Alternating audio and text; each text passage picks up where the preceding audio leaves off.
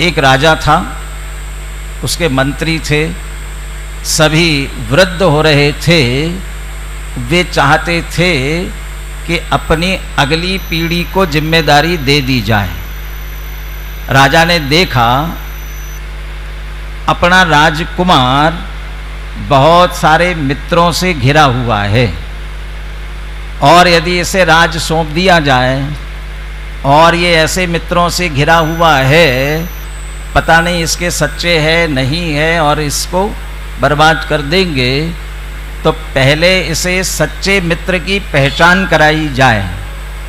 इसलिए उसने एक युक्ति सोची सबने मिल करके, और अगले दिन घोषणा कर दी कि इस राजकुमार को देश से बाहर निकाल दिया गया है। पहले देश निकाला देते थे ना, इस देश से बाहर निकाल दिया गया है, और कोई भी इसकी सहायता करेगा उसे भी देश से निकाल दिया जाएगा। अब वो राजकुमार बड़ा परेशान हो गया कि मुझे देश से निकाल दिया गया है, क्या किया जाए। उसे अपने मित्रों की याद आई, तो मित्रों के पास गया। सबसे पहले मित्र के पास गया, और जैसे उसने दरवाज़ा खटखटाया, दरवाज़ा खोला तो सही, लेकिन सामने कौन खड़ा है देखते ही दरवाज़ा बंद कर लिया। भैया तुम मत आओ यहाँ पर, क्योंकि तुम्हारे साथ साथ हमें भी देश से निकाल दिया जाएगा। दरवाज़ा बंद हो गया। आगे चला गया दूसरे मित्र के पास में। दूसरे मित्र ने दरवाज़ा खोला तो सही, लेकिन कहा कि भैया मैं तुम्हारा साथ नहीं दे सकता हूँ, ये धन ले जाना चाहो तो धन ले जाओ, तुम्हें कुछ काम आ जाए तो देख लेना। तो धन संपत्ति दे दी, दरवाज़ा बंद कर दिया। दूसरे मित्र के पास गया, वहाँ पहुँच कर के दरवाज़ा खटखटाया।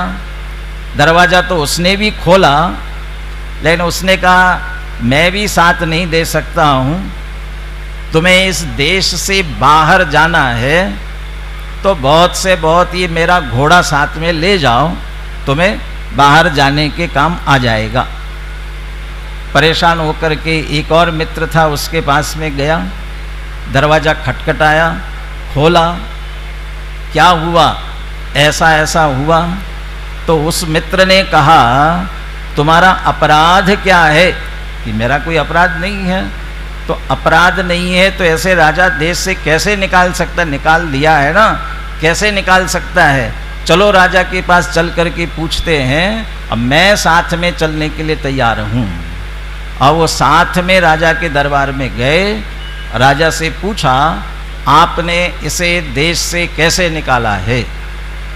तब राजा ने कहा ये देश से निकालने की आज्ञा सिर्फ सच्चे मित्र की पहचान कराने के लिए थी, और इसे समझ में आ गया होगा कि सच्चा मित्र कौन है। अब तुम्हें राजा बनाते हैं और इस मंत्र को तुम्हारा मंत्री बनाते हैं। ऐसे ही हमारे भी 4 मित्र हैं, कौन साथ दे सकते हैं? सबसे पहले है हमारे कुटुंब परिवार जन। क्या साथ दे सकते हैं? जब तक उनका स्वार्थ सधता है तब तक वे साथ देते हैं, और स्वार्थ नहीं सधता है तो दरवाजे बंद हो जाते हैं। नियम सार में टीकाकार पद्मप्रभ मलधारी देव लिखते हैं ये कुटुंब परिवार कैसे हैं? कुटुंबी जन, ये कुटुंबी जन है, ये ठगों की टोली है। ठगों की टोली, डाकू नहीं है। लेकिन आजकल तो कुटुंब परिवार वाले डाकू भी हो गए हैं। क्या फर्क है? ठग और डाकू में फर्क क्या है? डाकू और ठग में फर्क क्या है? डाकू है वह आपकी छाती पर बंदूक रख कर आपकी धन संपत्ति निकलवाता है, और ठग जो है मीठा मीठा बोल करके निकलवाता है। अब कुटुंब परिवार आपको गधे जैसा सब में जुटाए रखता है और आराम से आराम करता रहता है। दो ठगों की टोली है, ठगों की टोली जैसा कहा। और जब संकट पड़ता है तो काम आने वाले नहीं है। दूसरा जो मित्र है वो धन संपत्ति वैभव है। वह धन संपत्ति वैभव भी बस धन जहाँ तक है वहीं तक काम आ सकता है। तीसरा है देह, वह इस भव से दूसरे भव तक पहुंचा सकता है, उससे आगे काम नहीं आने वाला है। लेकिन धर्म ही एक ऐसा साथी है जो सदैव साथ देने वाला है, इस भव में भी साथ है और अगले भव में भी साथ जाने वाला है। इसलिए क्यों कहते हैं धर्म की साधना करो, धर्म की आराधना करो। धर्म जो कमा लिया समझ लो कुछ कमा लिया, और बाकी जो कुछ कमाया वो सब यहीं छूटकर जाने वाला है। अब हमें धर्म कमाना है ना, धर्म करना है ना, करना है धर्म, हमें धर्म करना है। यदि धर्म करना है ऐसा हम समझते हैं तो फिर धर्म कर नहीं सकते हैं।